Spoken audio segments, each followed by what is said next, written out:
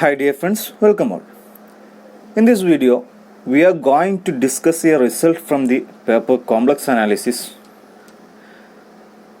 and the results establishes the uniqueness of limit in the case of complex analysis. നമ്മളൊരു real case function എടുക്കുന്ന സമയത്ത് ലിമിറ്റിൻ്റെ എക്സിസ്റ്റൻസും അതിൻ്റെ യുണീക്നെസ്സും discuss ചെയ്യാറുണ്ട്. അതേപോലെ തന്നെ കോംപ്ലക്സ് കേസിലും if the limit exists for a complex function f at a point, then the limit will be unique എന്നുള്ള ഒരു റിസൾട്ടാണ് നമ്മൾ ഈ ഒരു വീഡിയോയിൽ ഡിസ്കസ് ചെയ്യുന്നത്. സോ നമ്മൾ റിസൾട്ട് പറയുന്നത് if the complex function f of z has a limit at a point z0, then the limit will be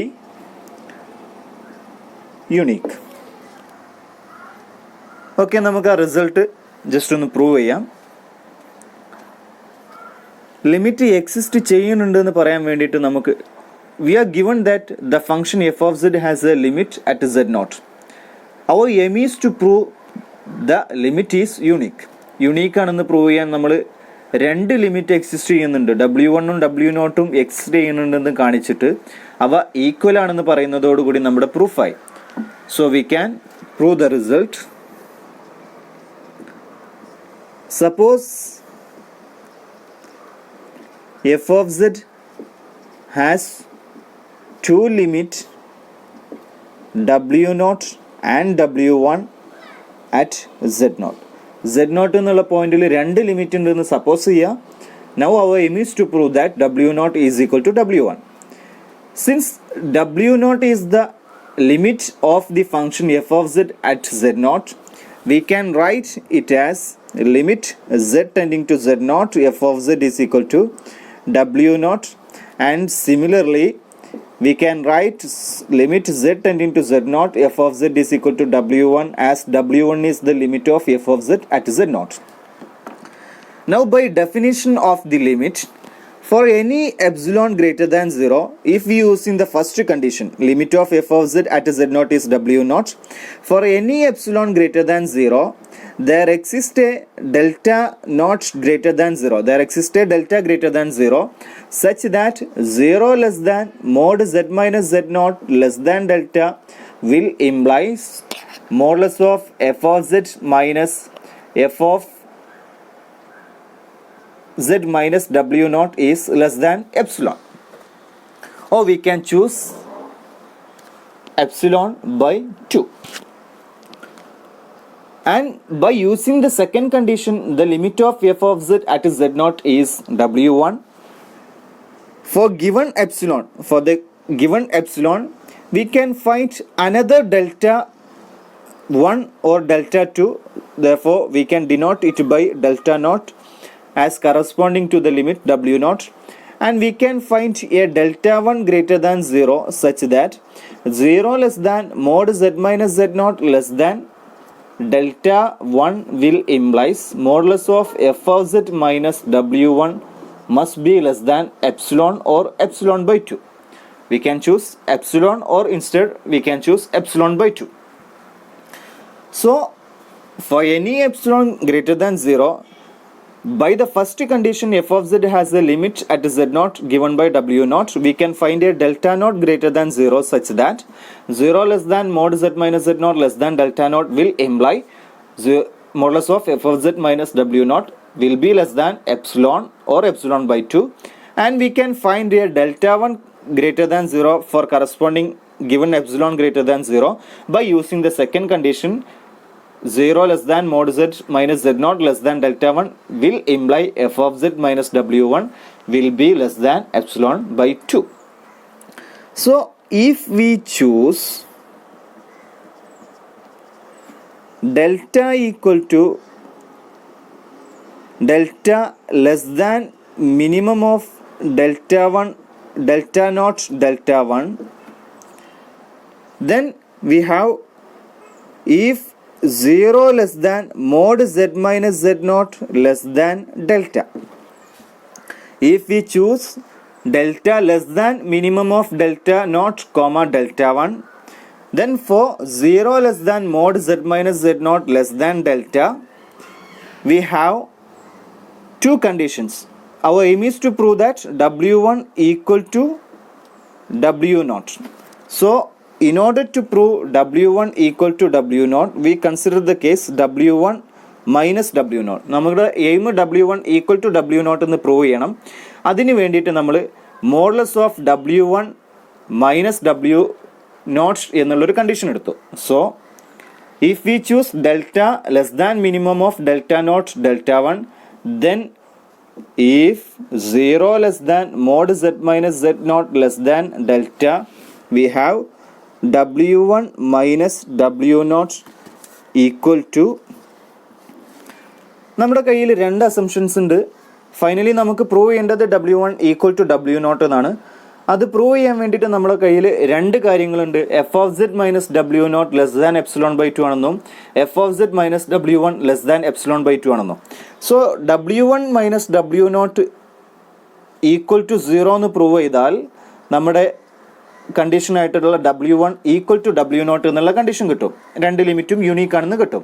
so in order to prove w1 minus w0 equal to 0, we have to prove that modulus of w1 minus w0 less than epsilon. നമ്മൾ ഈ epsilon less than epsilon ആണെന്ന് choose ചെയ്തെന്ന് കരുതുക. And modulus of w1 minus w0 is a non negative quantity. Therefore final we have 0 less than mod z w1 minus w0 less than epsilon, and epsilon is a arbitrary quantity greater than 0. Therefore we will have, since epsilon greater than 0 was arbitrary, for any choice of epsilon we will get 0 less than mod w1 minus w0 less than epsilon. That will imply w1 equal to w0. So ഇത് prove ചെയ്യലാണ് നമ്മളുടെ ultimate aim. ഇത് prove ചെയ്യാൻ വേണ്ടിയിട്ട് നമ്മളെ കയ്യിൽ രണ്ട് കാര്യങ്ങളുണ്ട്. ആ രണ്ട് കാര്യങ്ങൾ നമുക്ക് യൂസ് ചെയ്യാം. അത് യൂസ് ചെയ്യാൻ വേണ്ടിയിട്ട് നമ്മൾ ഈ ഒരു ഇക്വേഷനിൽ ചെറിയ ഒരു അഡ്ജസ്റ്റ്മെൻറ്റ് നടത്തുന്നു. w1 കൂടെ എഫ് ഓഫ് സെഡ് ആഡ് ചെയ്യുന്നു, സബ്ട്രാക്ട് ചെയ്യുന്നു. If we add f of Z and if we subtract f of z, the quantity will remain unchanged. ക്വാണ്ടിറ്റിയിൽ യാതൊരു മാറ്റം വരില്ല. നമ്മളൊരു എഫ് ഓഫ് സെഡ് ആഡ് ചെയ്തു, ഒരു എഫ് ഓഫ് സെഡ് മൈനസ് ചെയ്തു.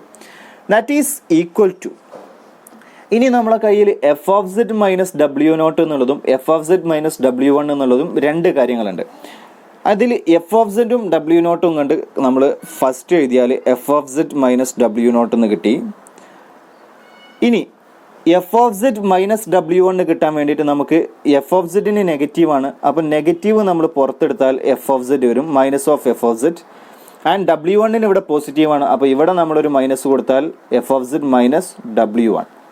മൈനസ് കൊടുക്കുന്ന സമയത്ത് എഫ് ഓഫ് സെഡിൻ്റെത് നെഗറ്റീവായിട്ട് മാറും, w1-ൻ്റെത് പോസിറ്റീവായിട്ട് മാറും. So this can be rearranged in this form. The modulus of this given number, f of z minus w0 minus f of z minus w1. And we have, by triangle inequality, we have modulus of z1 plus or minus z2 is less than or equal to mod z1 plus mod z2. Triangle inequality പറയുന്ന result mod z1 plus z2 less than or equal to mod z1 plus mod z2. Also mod z1 minus z2 less than or equal to mod z1 plus mod z2. So ഇവിടെ നമ്മൾ z1-ൻ്റെ സ്ഥാനത്ത് ഇയാളെയും z2-ൻ്റെ സ്ഥാനത്ത് ഇയാളെ എടുക്കുക. അങ്ങനെയാണെങ്കിൽ നമുക്ക് ഇവർ എന്തിനേക്കാളും lesser ആണെന്ന് പറയാം, less than or equal to z1-ൻ്റെ സ്ഥാനത്ത് നമ്മൾ ചൂസ് ചെയ്തത് f of Z minus w, modulus of F of Z minus w0 plus modulus of F of Z minus w1. By triangle inequality we have this expression will be less than or equal to mod f of z minus w0 plus mod f of z minus w1. z1 ആയിട്ട് ഇയാളെയും z2 ആയിട്ട് ഇയാളെ treat ചെയ്തു, which is less than.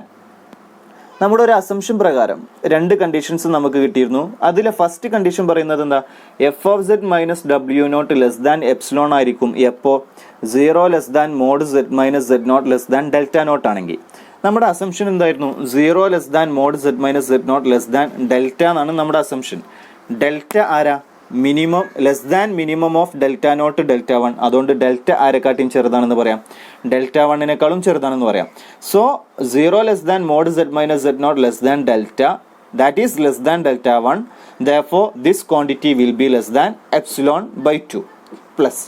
ഇനി രണ്ടാമത്തെ condition എടുക്കാൻ വേണ്ടിയിട്ട് delta less than minimum of delta naught delta, sorry ഇവിടെ നമ്മൾ ഡെൽറ്റ നോട്ട് അപ്ലൈ ചെയ്യണം. രണ്ടാമത്തെ കണ്ടീഷൻ എടുക്കാൻ വേണ്ടിയിട്ട് നമ്മൾ delta less than minimum of delta naught delta one ആണ്. അതുകൊണ്ട് ഡെൽറ്റ വൺ അപ്ലൈ ചെയ്യുന്ന സമയത്ത് 0 less than mod z minus z naught less than delta one വരും.